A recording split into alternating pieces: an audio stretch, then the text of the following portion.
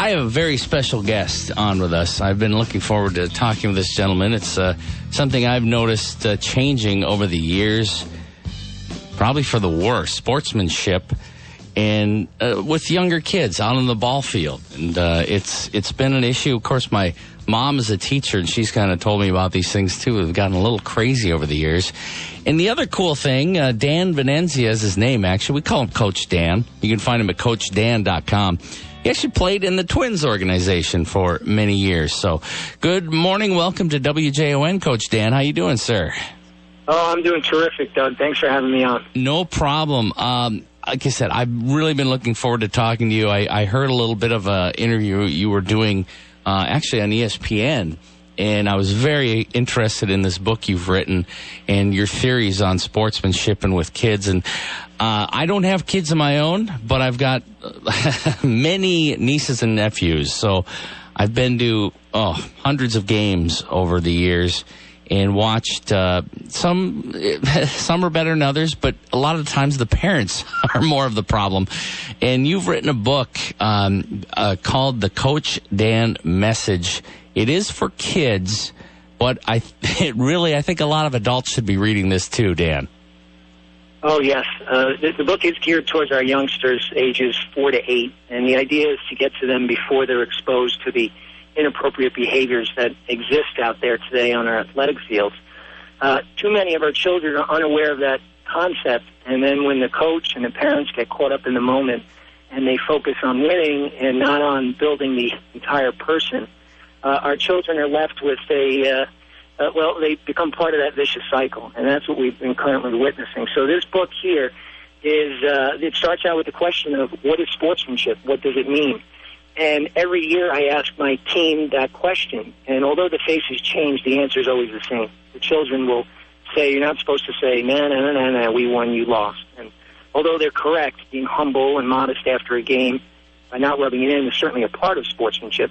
But, Doug, you and I know that it means so much more than that. Mm-hmm. Being respectful, being inclusive, having patience, being fair and honest, listening, sharing, having compassion. And the book is laid out in an easy manner, colorful illustrations, rhyming text, to ensure that our children really learn the important lessons that you can learn through sports.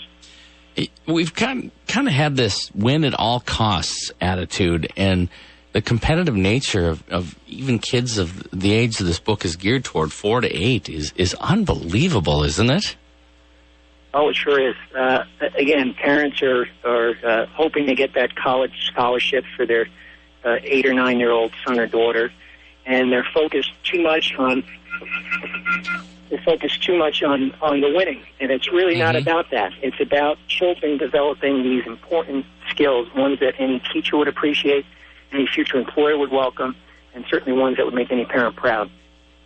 You're building better adults, or teaching these skills early in life before they do get to the real world, which is very refreshing. Can you give some examples of what we're talking about here? Maybe some specific stories you've heard that just make you cringe when you hear them? Oh, absolutely. We have parents who rush onto the field and have fist fights with the coach because their child's not getting enough playing time. Then we have the coaches arguing, using profanity with the umpire because again, they don't like a call. And again, this is the wrong message that we're sending to our children. Our children are participating for other reasons. They want to have fun. They want to get along with their classmates and teammates.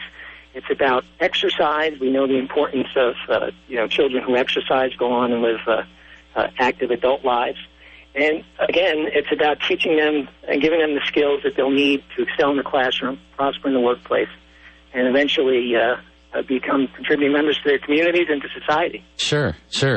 And now, your background, too, was a player. You're a professional player yourself. So some people may think, well, he's a psychologist. He's never played the game. But you have, and you've been right in the middle of it. And right. Well, I was fortunate enough to get drafted by the Minnesota Twins and play parts of 3 seasons in their organization. And it was a lifelong dream of mine to get to the big leagues. Unfortunately, I didn't make it to Minnesota and the Metrodome, but now my newfound dream is teaching the puppies the right tricks. Mm-hmm. And we will teach them how to hit and run and throw and field properly. But I can't remember the last time I got together with 17 other adults to play a baseball game. Sure. So, it's the carryover effect. It's those other important issues that we need to focus on. And put winning aside, listen, we're all trying to win the game. Mm-hmm. Show me someone who likes to lose, and I'll show you a loser. Mm-hmm. But once we realize that there are more ways to win than what that score reads at the end of the game, and if we play fairly, we play hard, then we're a champ regardless of what that scoreboard reads. Sure. And of course, this goes into any sport. You played baseball, and we see.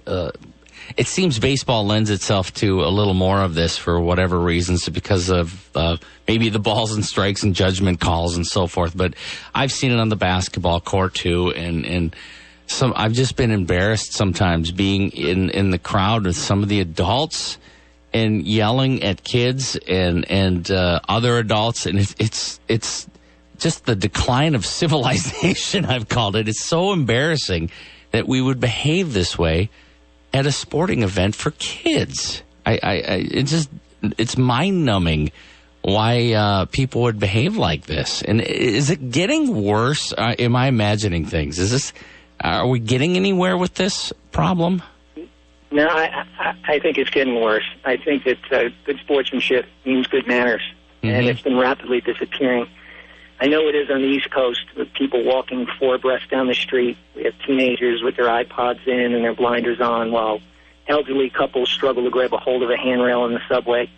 Pleases, thank yous, excuse me's, and I'm sorry's have been almost deleted from our vocabularies. God bless yous are nearly extinct.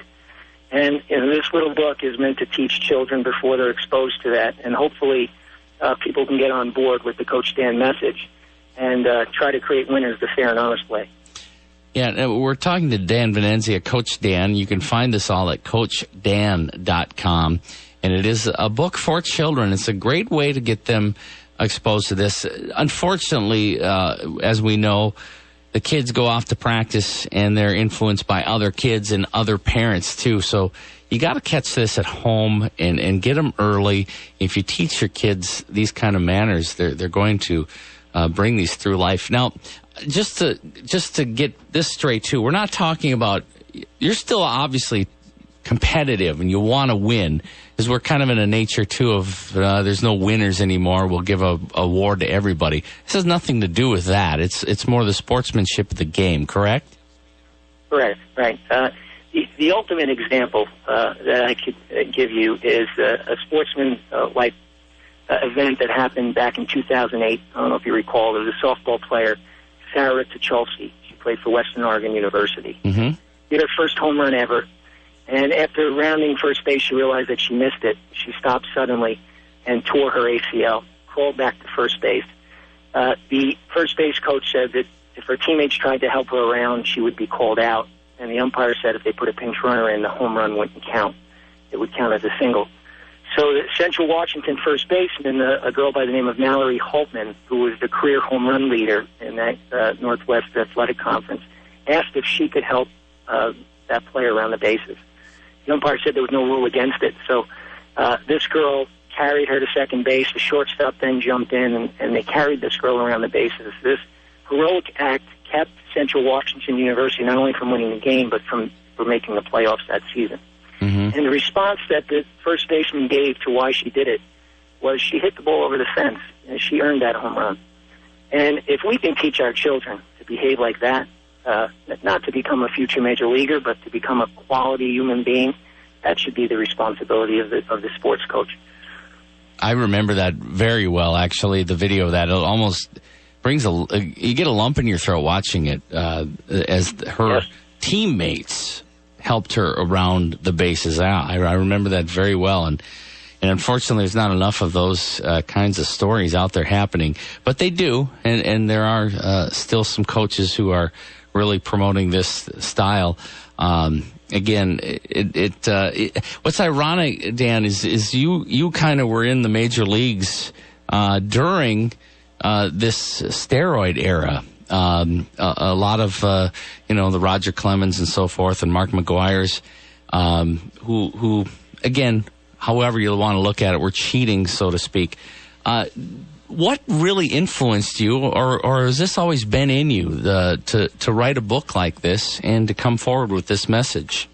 Well, I've always believed in the intangibles of the game: willingness, desire, hustle, sportsmanship, teamwork, perseverance. And I was always a smaller player in high school and even through college, and I had to work really hard to achieve my goals. And those things always mattered. And my mom was a great believer in it, and she taught by example, not by her words. And her work ethic and her grit and her hustle are values that I hold with me till this day. And I always played the game with passion. And unfortunately, I wasn't able to make it to the major leagues. But there were guys that were cheating. Mm-hmm. And we noticed just this past month that the Hall of Fame kept those iconic players from getting in because they didn't feel that they had the character, integrity, and the sportsmanship. Mm-hmm. Mm-hmm. Yeah. And again, that's another message that the kids should be learning. Well, this is the book that should be in every library, in every school. It's the Coach Dan message, and you can find it at CoachDan.com.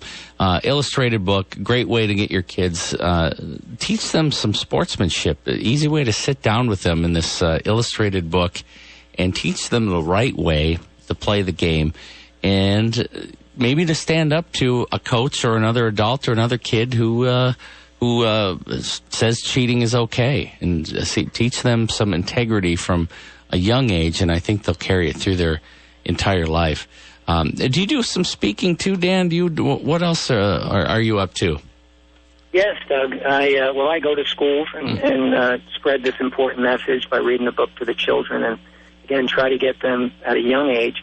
But also, I give coaching lectures in different towns to teach. Many of the coaches are parents who get involved for the right reasons. They want to spend more time with their children. They want to develop that lifelong bond.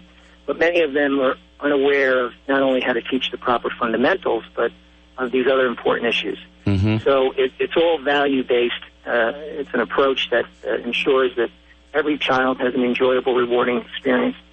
And we want children to participate, especially at the recreational level, the little leagues, the in-house town programs. It's about fun. It's about fitness. It's about our children developing those interpersonal skills that we know are vital for success. And it's about teaching values. But too many of our sports coaches are trying to build a championship. They should be trying to build character. Mm-hmm. And again, we're trying to win, but we're trying to win the right way. And when you do that, then you've earned it. And there's too much cheating, too much yelling and screaming. Oftentimes there's profanity at the Little League level. And if we can change that through this little book, I think we can make a difference and get our children back on track. Mm-hmm. Wonderful message. And again, especially, we've got Little League hopefully starting right around the corner here in Minnesota and across the country. And a great message to take into this season and throughout life, actually. This could, this is a book that could apply to anything, really. Just sportsmanship and a better way to behave and treat your fellow man. So, Coach Dan, we really appreciate you coming on. Again, CoachDan.com is the website if you'd like to contact him or order the book. And I see you can do that right on Amazon there as well. So, Coach Dan, appreciate you so much coming with us. My pleasure, Doug. Thanks for having me. All right. Thank you, Dan.